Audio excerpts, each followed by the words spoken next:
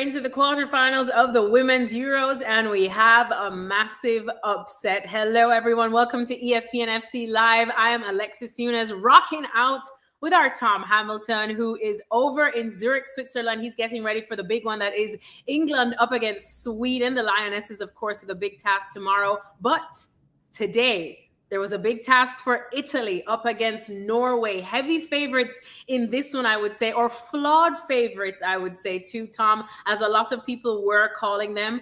But in the end, the Italians, they did the job. A 2-1 win. They left it late, too, to secure the win after Norway came back at a Hegerberg, missing a penalty. Very uncharacteristic of her, but we will give her, considering she came out of a 5-year hiatus just to show up for her country. Unfortunately, it ends in the quarterfinals. Tom, so much to talk to about this one. I noticed you nodded your head when I did say flawed favorites in this one when I was speaking about Norway. What did you think of that, and what went wrong for them? Of course, we'll talk about what Italy did so right today. But first, Norway, you could just see it in everyone's face after another tournament and another major upset for the Norwegians. Yeah, I mean, when you say what went wrong, pretty much everything, to be honest. I mean, this is a team with remarkable individuals, and we've seen sort of generational defying players like, Hegerberg, you mentioned, Caroline Graham-Hansen, others, but they never have ever lived up to the sum of their parts. And we saw that again where, even this bright new star who's coming through, Gapset, who was outstanding against Iceland, so pleased to see her starting. They just never clicked. And from the outset, Italy had their number. They beat the front press. They basically had the freedom in the middle of the pitch, and that was why Norway made that first change. And up until then, Norway were pinned in their own box much of the first half. Italy could have been 2-3 up by the break, and Norway would they never really got going. They did play well in the second half. There were moments, obviously the missed penalty, her second missed penalty of the Euros. Gina made amends, beautiful long ball from Maren Mjelde, and Hegerberg to just tuck it home. But I mean, Norway, they came through the group, with a perfect record, 3 from 3, but still no one was mentioning them as potential favourites. And I think today we saw why. They're an incredibly frustrating group. They have, as I said, generational talent that hasn't quite worked, not since 2013, so the best part of 12 years. And again, more disappointment, really. And a new coach has come in, yet still familiar failings. Yeah, I think last time after covering the Women's Euros that went on in England, it was pretty much a Norwegian inquisition after they also bowed out probably a lot earlier than many people would have expected, especially with the big names and the talent that they do have. In this matchup against Italy, everyone was kind of looking ahead to the tactics because Italy, solid defensively, sometimes will play with the 5 at the back, coming along that spine.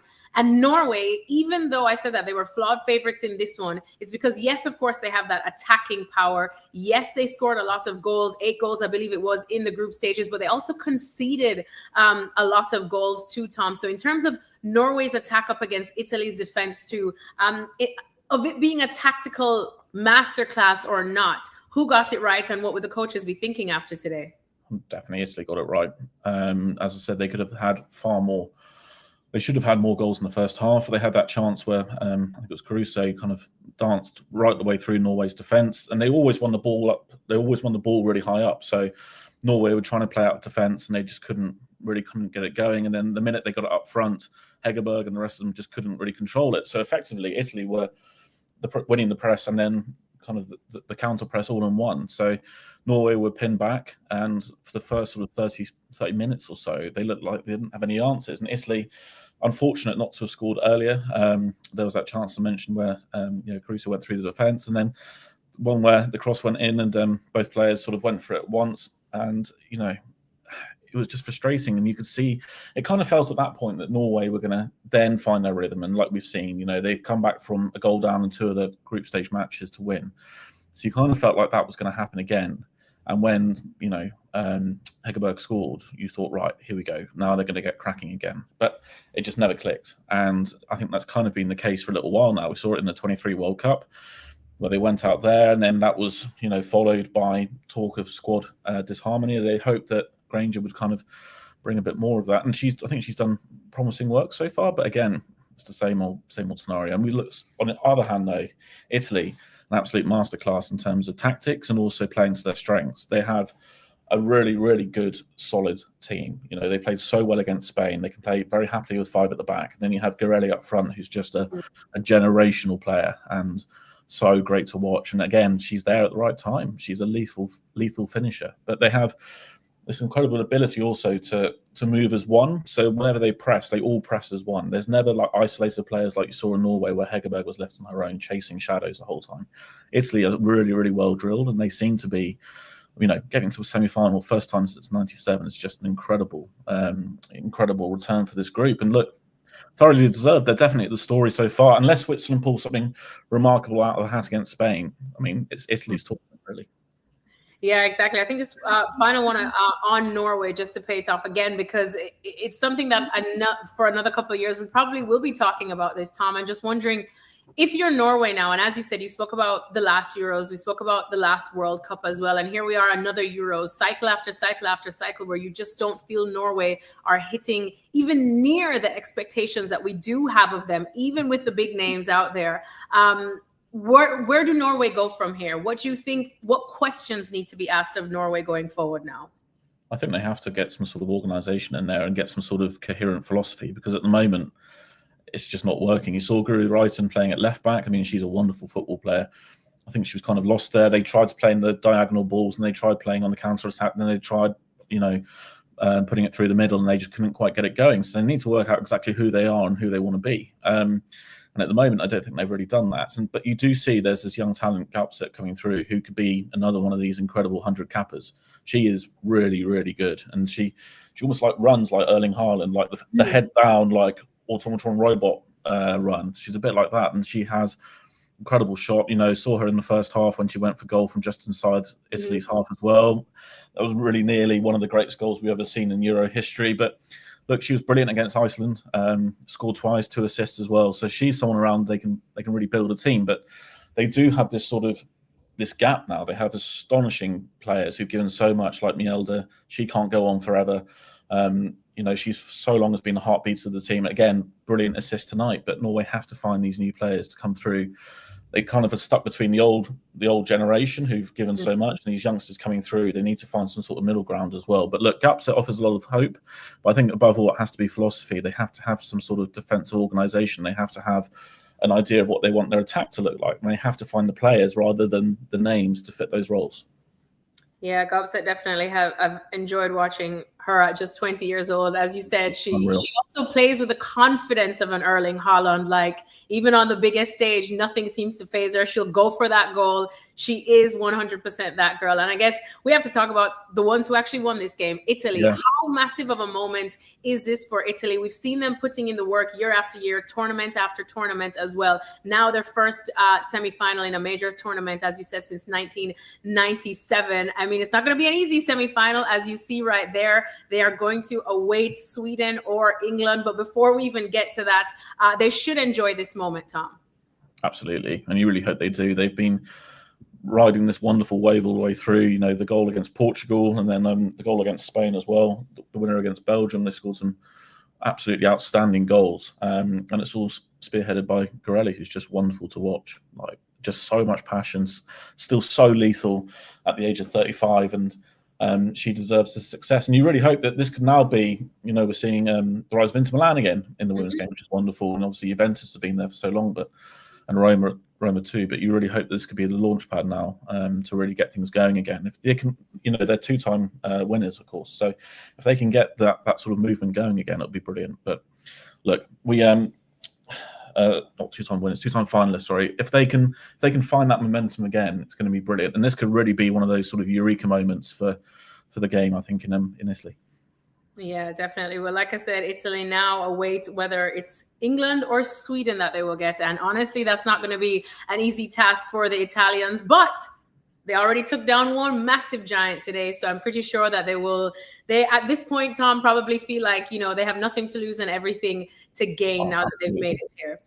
Yeah, let's talk about Sweden against England now, because you're in Zurich for that one, and that you, of course, have been following the Lionesses even beyond this tournament as well. We both follow them quite closely. There was a hiccup in the first game against France where it just seemed like it was panic stations for England. What is going on? Even though France is France, which I needed to remind everybody, but Sweden as well. Sweden, almost like Norway, sometimes haven't exactly been at the peak of where we have seen Sweden before in the past. They now go up against an England Lionesses that still have their flaws for sure, but boy, do they have their strengths. They have the experience as well on what it takes to win at this stage. And they have a massive X factor in Lauren James, who seems to be loving her football once again after battling with injury this year. Now, Tom, looking at this matchup, how do you see it? I mean, there's so many subplots to this. It's brilliant. So, I mean, on one hand, just talking about Lauren James, you've got her opposition as well. You've got Canarid from Chelsea, who's having just a wonderful tournament and is probably, at the moment, I say Sweden's best, most informed player. But she has developed her game on the wing by watching Lauren James and Chelsea training. So she used to be the one who kind of almost like hugged the touchline a little bit to put the crosses in, but now she's cutting in a lot more and linking up with the midfield. And Sweden are really, really impressive. We saw the way they dismantled Germany, and they came through a tricky group. But look, so much of this talk and the build-up has been around whether Sweden deserve more respect, I think. So the players have touched upon it. That I think it was it Beth Mead, I think, after the match against Wales, Lucy Bronze's name checked it again. And so, and now the Swedish players are talking about it themselves. Eriksson was talking about it yesterday, that they're kind of a bit... They're aware that people are talking up Spain. They're aware that people are talking up France, Germany, and England, but no one's really talking up Sweden, and they know about this themselves. And their recent tournament record is pretty damn good. So, you know, they're perennial semi-finalists, and they can always reach the final four. So, look, they are a really dangerous team. They have a brilliantly organised outfit. You know, they have this incredible ability to play on the counter-attack, but also they love throwing in crosses. They made the most crosses out of any team in the Euros so far. They had the most in-swinging corners as well, so you can see that they're definitely targeting the aerial battle. So they expect plenty of, tricky headers for Williamson and Carter and Hannah Hampson coming for those crosses. So look, that's where Sweden are. So they're quietly confident, I think. They're bubbling quite nicely. We heard from Asllani today. She too was talking about how, for so long, no one's really been talking about them. Perhaps it's now time to. So we'll see what happens. From a Lionesses point of view, quietly confident, I think, is the right way of putting it. They've got this new phrase, which is proper England, which is what they're talking about their performances now. So it started off as New England, and now we're at proper England. So proper England is the new sort of buzzword in and around the camp. And it's basically, it's the mantra they adopted when they beat Spain 1-0 back in February. And since then, they're looking for proper England performances. Now, it's kind of undefined, so it's up to the players exactly what they want it to be. But it basically means it's grit, it's determination, it's physicality, it's ruthlessness, and it's efficiency. So that's the sort of the things they'll be looking at when they play Sweden. But again, Lucy Bronze has talked loads about it. Leah Williamson's talked about it. Serena Vigman's touched on it as well. So this is definitely the mantra which is guiding them through this tournament. So we'll see. Look, it's going to be fascinating. Both teams know each other so well. You've got the WSL links all over the pitch as well. You've got teammates playing teammates. So there's going to be a few surprises, I think. But tactically, it's going to be fascinating. And honestly, it's going to go either way. England will be favourites, rightly so, but it's sort of like a 55-45 split of a game, I think. Sweden are serious contenders. Well, you mentioned a couple of names there, both on Sweden as well as England. You kind of previewed the tactics as well. And as you said, it's such an interesting matchup because it's teammates playing teammates, players that know each other very, very well too. So it'll be interesting to see exactly how the tactics flow when they're going up against each other. For you, which tactical battles are kind of intriguing you right now, or which one are you going to look at first? I think I'll tell you what, Leah Williamson's been asked a lot this week about Stina Blackstenius because obviously she knows her so well from Arsenal. And the Champions League winning goal, they play against each other in training. That's going to be fascinating. It really does depend on what lineup Sweden go for because they've chopped and changed quite a lot so far. I think we're kind of expecting them to go with Bjorn and Eriksson at the back. So it's going to be really interesting to see how they manage Alessia Russo, but also whoever ends up at left back playing Lauren James. Yeah. That's going to be an interesting one to see how they sort of contend with her. Wales, they kind of stood off her, then went towards her, then stood off her, and then nothing really worked. Netherlands couldn't get near her, so it's on Sweden now to try and stop her. If you do that, you're going to stop a lot of England's strengths. But look, I think Blackstenius versus Williamson's a lovely little one to keep an eye on, I think, especially because of all this talk of physicality in the Swedish team and the aerial threat as well. So I think, that's probably the one to keep an eye on, I think. All right, so physical game, an exciting game, an intriguing game indeed with this one. I know you said it could go either way, but I'm going to have to squeeze a prediction out of you, Tom. I think England will win, but I think it could go to extra time. Maybe even penalties. I think it's going to be really, really tight. They played each other twice this year. Both of them, played each other twice since the World Cup. Both of them were draws. A lot of talk this week about, the 4-0 semi-final back in Euro 2022, Bramall Lane. Everyone's distancing themselves from that, and rightly so. But Sweden's still going to be smarting from that because they were completely outplayed that day. So look, I think it's going to be in England, but I think it's going to be extremely tight, and I think it could end up going to the dreaded penalties. All right. Well, if that doesn't get you excited for tomorrow, I don't know what will. Tom Hamilton, thank you so much for joining us and for all of your thoughts. We cannot wait for Sweden versus England. That one is tomorrow, and we'll be back on ESPN FC Live after that. But for the moment, it is Italy's moment. They have pulled off a massive upset by taking down Norway to book their spot in the semifinals of this Women's Euro. So congrats to Italy, and we'll see you next time.